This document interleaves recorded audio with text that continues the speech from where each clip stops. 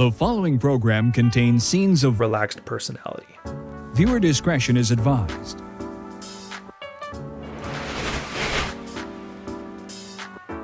Breaking free. Now, I've taken a bunch of the surveys from the No More Mr. Nice Guy groups, and they want me to put out a list of ways I seek approval. So one way I seek approval is by sharing stories about my kid. She's the greatest, right? Because she's my kid. But when I share these stories, it's like I just don't share them with one person, but a lot of people, and all on the same day. It's as if I'm desperate to relate to people. I also use my intelligence for validation seeking. Like I avoid sharing things that might make me look bad. I also avoid competitions where I can lose. I tend to also avoid situations where I look like I don't have all the answers. All three of these things are inhibiting my growth. I'm going out of my way to immerse myself in communities where I'll get called out for my BS, but it's a process. I definitely seek approval for being different than others. I'm a bit of a contrarian, and even if you take the validation seeking out of the equation, my upbringing has inoculated me against peer and community pressure. I seek validation by hiding my sexual needs in some respects. We have a bottle of lube at home that I used the other day.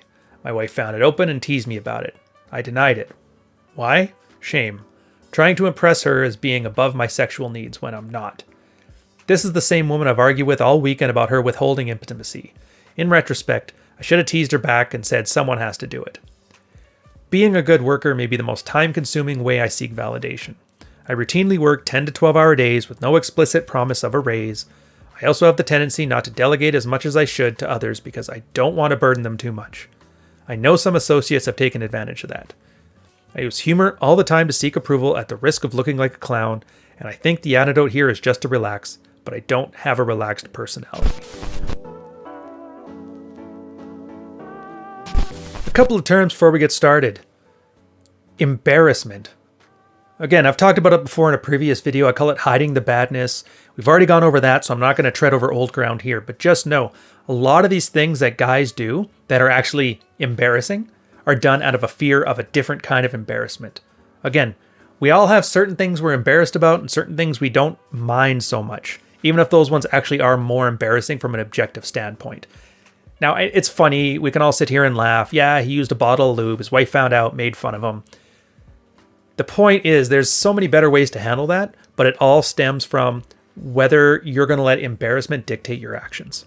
Now, obviously, the best action is if you're at the point where your wife is denying you so much that you need to take it on amongst yourselves, handling it with purchased products, we'll leave it at there, then yeah, that's a problem that needs to be addressed.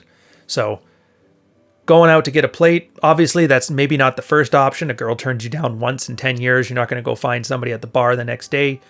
Maybe there's a good reason for that, maybe there isn't. In this case, Ab has had repeated rejections over a long series of time, and because he's got a lot of traditional conservative leanings, he's absolutely terrified and considers divorce off the table. It's not going to happen. So right there, he's already hamstrung his opinion. So now the only thing that matters for him is avoiding embarrassment, and he would rather lie to his spouse. Now, I know it sounds weird, but girls don't mind the cheating as much as they mind the dishonesty. I know it's kind of a weird thing to think, but picture it this way. If you were just to pick up some random girl, do it once, leave again. Some girls will put up with it, some girls will forgive you, some girls won't, but whatever. Lying about it, though, tends to pretty much remove all of the people that tend to be okay or at least can live with these kind of things. So again, the embarrassment of getting caught with a thing of lube is far outweighed by the embarrassment of getting caught in a stupid lie. At this point, he almost had the right idea, and that's like kind of where he's getting onto it. Here he goes. I should have just said, well, somebody has to deal with it, which it's not as good as actually seeing somebody who's willing to do something about it, but it's a start. Lighting yourself on fire to keep others warm. This one is so common, it hurts. Guys are terrified of people not liking them. And they do so many things. They basically run themselves into the ground. They sacrifice themselves for their family. They sacrifice themselves for their kids. They sacrifice themselves for coworkers. All their hobbies are gone. They'll sell their car because the girl wants a minivan. All they're doing is saying, please, if I do everything you want, I want you to validate my existence. And again, they're lighting themselves on fire to keep other people warm. And two things happen. One, the people that you're doing this to consistently don't treat it as a gift, don't treat it with reverence, they don't treat it with gratitude like you're expecting in your covert contract. They're just thinking, well, that's the way he always is, and they take full advantage. The other thing that happens is people who are willing to take advantage of you and don't like you will milk this for all it's worth. They might not know all the psychological ins and outs of this, but what they do know is if I act a little bit miffed, he will do what I want him to do, and they will get ahead and you will be left behind. Now, maybe you can live with that, but I can't.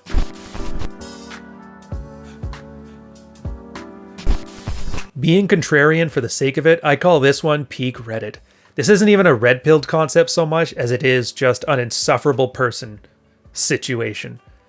The idea that everybody hates the idea of being considered a normie, an NPC. Oh, that's annoying. I'm special. I'm a special snowflake. But because deep down inside, we all kind of know, for the most part, we fit within a normal bound of human behavior.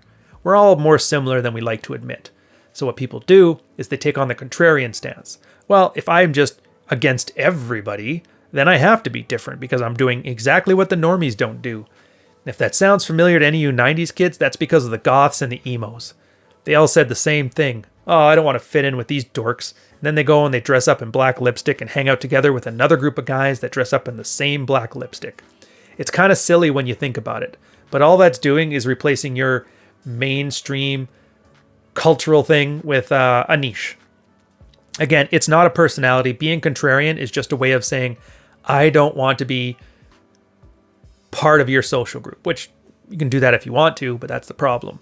You've not only alienated yourself from people that you're otherwise socially, part of, but you've also done it in such a way that makes you insufferable, and I just don't see the need for it. But then again, Reddit's got a great community of guys that are just like you. Have at her. Charles Bukowski, Jordan Peterson, Neil Strauss. I like these guys. Add some salt to cover up the bitterness of middle-aged soccer moms and put in the oven for 45 minutes.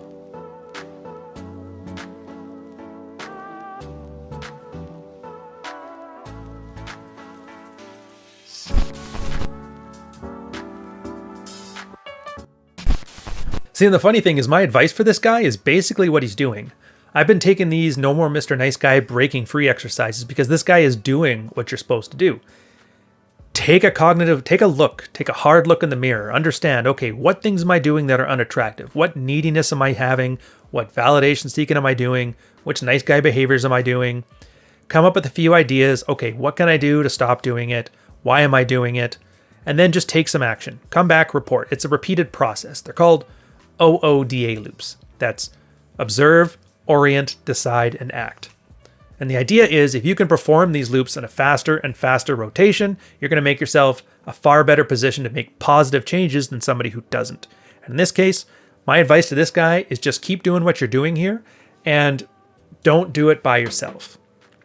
Most guys do it by themselves. And then what ends up happening is about 2 years in, they realize they're ignoring all their ego-invested covert contracts because in their mind, they're on the righteous path to alpha. And they think they're there until something happens and snaps. It's called going Rambo, where you essentially just do and apply what everybody says, apply no thought to it, no self-regulation, no calibration. And then when something goes wrong, sit there wondering what the hell happened while you're being handed divorce papers, which is weird because as a tradcon, I thought that was off the table. I guess somebody should have told the wife.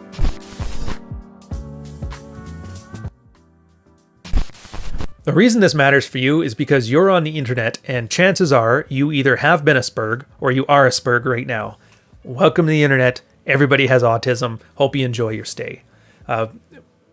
Seriously though, the thing that matters for you is this matter of self-reflection. I don't think, nothing works without self-reflection. We always joke about how Chad doesn't have to worry about any of this stuff, which is fine. But I've seen plenty of guys come down to the married red pill, 40 years, 50 years. They've been a Chad their entire life. And then a bunch of weight gain happened because of a disease. Some major life tragedy hit, and we all will have them at least at one point in our life. And then all those aloof, non-self-aware, attractive habits they have don't help them anymore, and they're left scrambling. My stepfather was exactly like this, and actually, it's a sad thing to watch because then when one of these guys finds that their mental models don't work and they get zeroed out to some extent, they tend to lash out with rage. And that's not good. Like all those memes you've heard about the good man, the great man, all of a sudden one day snapping and then his family considering him abusive. A lot of times that's just because the guy's worldview has become crumbling down around him. His family has no love for him now because they have no need for him. And the plow horse is going on its way to the glue factory. So the best way to avoid this stuff and the stuff that's in it for you is to be self-aware about your actions, especially when things are going well, but more especially when things aren't. Since this guy's doing what he's supposed to do, I'm not going to say what the alternative would be in a positive world. I'll say in a negative world what the alternative is. I call them the 2-year Red Pill Rangers. These are guys that go through all this stuff. They go through the motions. They do the breaking free exercises. They read through the sidebars multiple times sometimes. They still hold their covert contracts in their head. Like if I do all this dancing monkey stuff, if I make myself attractive, then my wife will take me back. And they usually go on for almost 2 years. In fact, it's weird because most posts where a guy brags about how red-pilled he is, he always says, I've been doing this for about 24 months. And then he brings up some very obvious stuff that anybody with half a brain cell and no ego investment can spot. So the alternative for this is he goes and he does it on his own. He thinks he can handle it. He doesn't write this out to anybody. He doesn't get any feedback from other guys. Like they would say on the internet there, he doesn't join his tribe of masculine men. And then he ends up having giant blind spots, and it's just a LARP. So for an alternative, you can do this stuff and still fail at every attempt just by not paying attention to what's going on around you and having nobody to sit there and tell you that's not it. So that's another breakdown for you. Again, if you want to do more stuff like this, if you want a group, I got the Patreon community. You're always welcome to come in. We don't charge till the end of the month, so come on in, give it a few weeks, see if you like it. I'll catch you guys on the next one. And as always, don't forget, fuck files in stores near you, audio and paperback. Cheers.